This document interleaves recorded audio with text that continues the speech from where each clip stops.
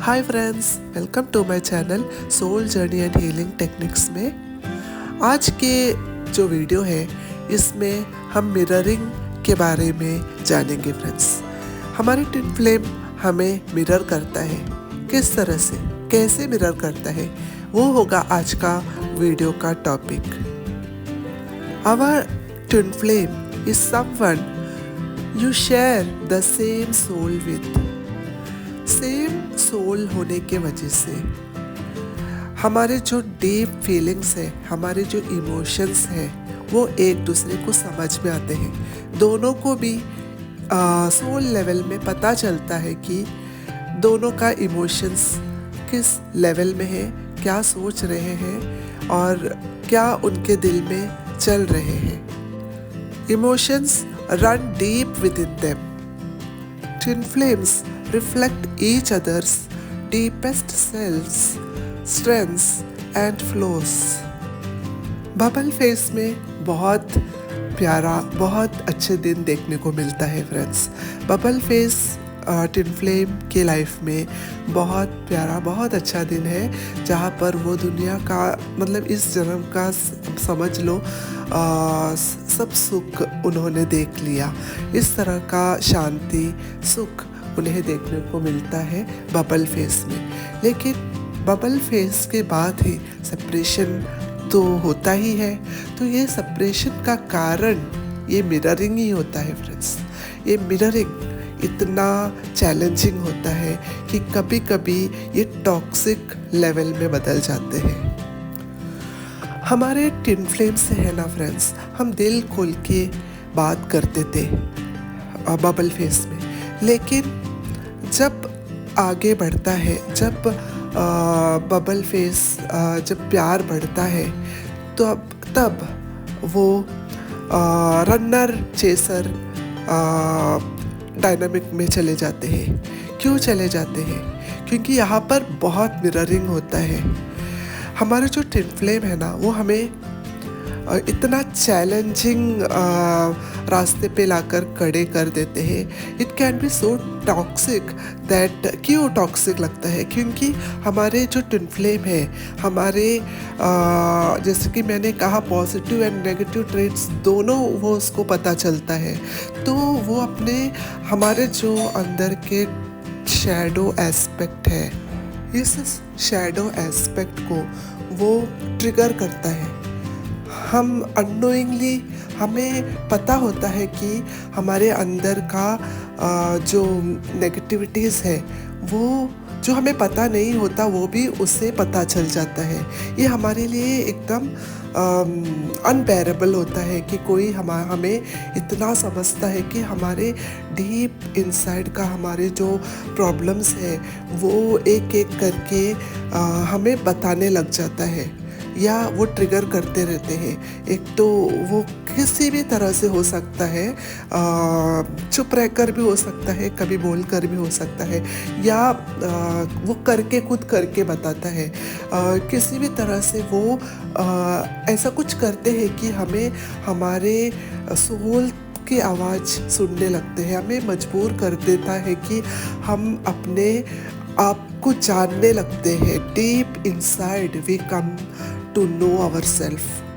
For example के तौर पर मैं बताऊँ तो, फॉर एग्ज़ाम्पल मैं बताऊँगी तो अभी डीएम जो है वो कभी कभी डीएफ के आने के बाद वो थर्ड पार्टी में इन्वॉल्व होने लगते हैं।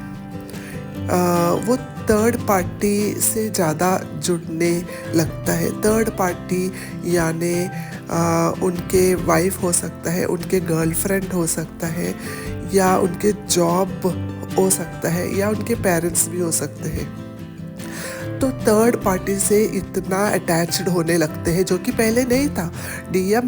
डीएफ के एंट्री होने से पहले वो एकदम वो कैसे भी होने दो उनका लाइफ, लेकिन डीएफ आने के बाद उसका लाइफ एकदम बहुत अच्छा ग्रो करने लगता है। उसका जो जैसा भी मटेरियलिस्टिक उसका जो लाइफ होता है 3D वर्ल्ड में, वो ज़्यादा ग्रो करने लगता है और वो बताता है कि उसे किसी चीज़ की कमी नहीं है और वो बहुत खुश है अपने लाइफ में। तो डीएफ को ये सुनकर बहुत धक्का पहुंचता है। तो मिररिंग यहाँ पर काम कैसे करते हैं ये मैं आज बताती हूँ आपको। जैसे ही डीएम बताता है कि वो बहुत खुश है, तो वो इनडायरेक्टली ये मिरर करता है डीएफ को कि तुम्हें अपने ऊपर काम करना चाहिए, कि तुम मेरे पीछे मत पड़ो, तुम्हें अपने लाइफ को ग्रोथ की तरफ लेकर जाना चाहिए। तुम फाइनेंशियल अगर डीएम फाइनेंशियली ग्रो कर रहे हो तो तुम्हें भी ग्रो करना चाहिए। अगर वो अपनी फैमिली सिचुएशन में बहुत खुश है तो तुम्हें भी वहाँ पर खुश रहना चाहिए या उसके लिए काम करना चाहिए। ये तो जस्ट एक एग्जाम्पल था फ्रेंड्स। ऐसे बहुत ज़्यादा मिररिंग वो बहुत कुछ मिरर करता है, दोनों एक दूसरे को मिरर करता है। ये तो मैं सिर्फ एक एग्जाम्पल बताया आपको। ज़्यादा मिररिंग तो डीएम ही करते हैं क्योंकि वो अपने 3D लाइफ में बहुत खुश रहता है डीएफ आने के बाद, और डीएफ का जस्ट अपोजिट होता है। उसके लाइफ में डीएम आने के बाद वो सब कुछ छोड़ देता है और सिर्फ डीएम करती रहती है, और इसकी वजह से उसका लाइफ में डीएम के सिवाय कोई बचता ही नहीं है। तो डीएम उसको इनडायरेक्टली मिरर करके उसको डीएम ये चाहता है कि डीएफ भी अपने लाइफ में ग्रो करे, खुश रहे उसके बिना। तब यहाँ पर सेपरेशन आता है और इस सेपरेशन का फेज बहुत पेनफुल होता है, दोनों के लिए बहुत पेनफुल होता है। और यहाँ पर होता है स्पिरिचुअल ग्रोथ। ये पीरियड होता है डीएफ का अवेकनिंग का टाइम, जहाँ पर डीएफ स्पिरिचुअली धीरे धीरे ग्रो करने लगती है और वो अपने ऊपर काफ़ी काम करने लगती है। लेकिन ये बहुत पेनफुल होता है डीएफ के लिए। उसके रात की नींद और दिन का चैन पूरा चला जाता है, क्योंकि डीएफ को तभी पता ही नहीं होता कि डीएम का इंटेंशन क्या है एक्चुअली में। उसे लगता है कि डीएम सही में उसे छोड़कर चला गया और डीएम बदल गए हैं, ऐसे उससे लगता है। और वो अपने लाइफ में सोल शॉक यानी कि डिप्रेशन के लेवल में तक काफ़ी दिनों तक रहती है। और डीएम का भी सेम हाल ही होता है, लेकिन डीएम कभी जाहिर नहीं करते। वहाँ पर मिररिंग दोनों तरफ से होता है, क्योंकि इमोशनल बॉन्डिंग दोनों का सेम सोल होने की वजह से इमोशनली फिजिकली ये लोग कनेक्टेड रहते हैं। फिजिकली भले ही ना हो, लेकिन इमोशनली वो अननोइंगली कनेक्टेड ही रहते हैं। और इसके वजह से ये भी इनका जो हेल्थ कंडीशन है, मेंटल हेल्थ कंडीशन, ये मिरर करता ही है। इस सेपरेशन के वक्त दोनों को भी डिवाइन ने अलग अलग रखा होता है। बहुत दिनों तक ये एक दूसरे से मिल भी नहीं पाते, कांटेक्ट भी नहीं कर पाते, क्योंकि ऐसा डिवाइन का एक प्लान होता है। दोनों अपने अपने पाथ पर चलते हैं, दोनों अपने अपने जगह पर खुश रहने की कोशिश करते हैं, जो कि हो नहीं पाता। लेकिन डीएफ जब समझती है इस बात को, थोड़े करके वो समझती है, वो धीरे धीरे वो काम करने लगती है अपने ऊपर और स्पिरिचुअली थोड़ा डिवाइन से कनेक्ट होने लगती है। धीरे धीरे ही सही वो मूव ऑन करने की कोशिश करते हैं डीएम से। पर फ्रेंड्स, ट्विन फ्लेम जर्नी में मूव ऑन करना इज इम्पॉसिबल। ये डीएफ को पता नहीं होता, क्योंकि ये एक मिररिंग है जहाँ पर दोनों सोल सेम है। दोनों जन अगर एक लेट गो करेंगे तो दूसरे भी लेट गो करेंगे, लेकिन ऐसा होता नहीं है। डिवाइन ऐसे होने नहीं देता, क्योंकि ये दोनों सेम सोल है, तो इन्हें मिलना तो तय है कभी ना कभी। धीरे धीरे डीएफ अपने हीलिंग करने शुरू करती है, सेल्फ लव की तरफ फोकस करती है, उसके अवेकनिंग की ओर वो आगे बढ़ने लगती है। इस तरह से डीएफ अपने ऊपर बहुत काम करती है। डीएफ अपने आप को समझने की कोशिश करती है, उसको एक एक अपने जो चाइल्डहुड ट्रॉमास है उसको वो समझने लगती है और उसके ऊपर काम करती है। वो अपने रूटीन को बदलने लगती है, अपने जो फूड स्टाइल है उसका जो लाइफ टोटली वो अपसाइड डाउन हो जाता है। पहले जैसे थी वैसे रहती ही नहीं, लोगों को एकदम अलग लगने लगते हैं। डीएफ एकदम चेंज होने लगते हैं और बहुत यहाँ पर डीएफ काम करती है अपने ऊपर।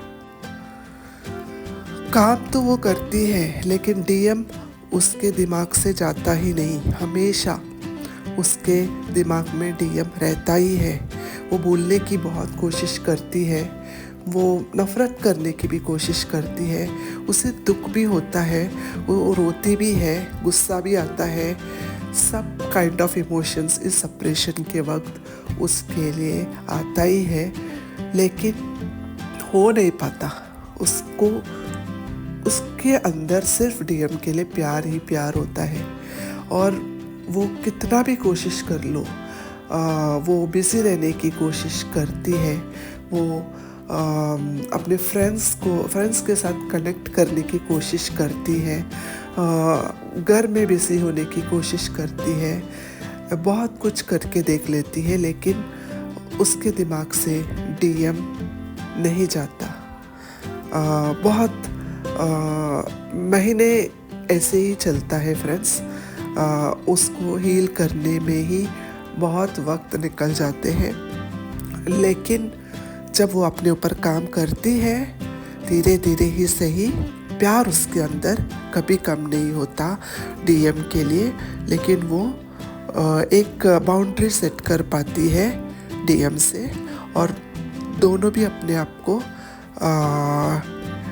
साथ में हील करने लगते हैं, क्योंकि जब एक जन हील करते हैं तो अपने आप ही दूसरे भी वहाँ पर हील होने लगते हैं, और इस तरह से मिररिंग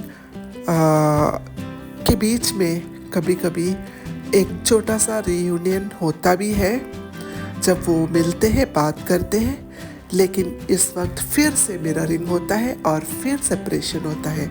ये जो दौड़ है, ये रनर चेसर का, ये बीच में चलता ही रहता है, जब तक दोनों भी अपने आप को हील ना कर ले, दोनों भी अवेकंड ना हो जाए और ट्विन फ्लेम जर्नी को ठीक से समझ ना ले और डिवाइन के साथ ठीक से कनेक्ट ना हो।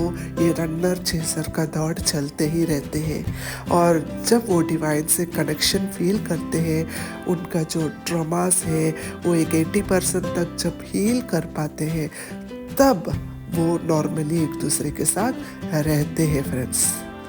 तो इस तरह से आज मैं मिररिंग का थोड़ा बहुत अपने तरफ से कोशिश किया है बताने के लिए। I hope you all liked the video. I love you friends, thank you, bye.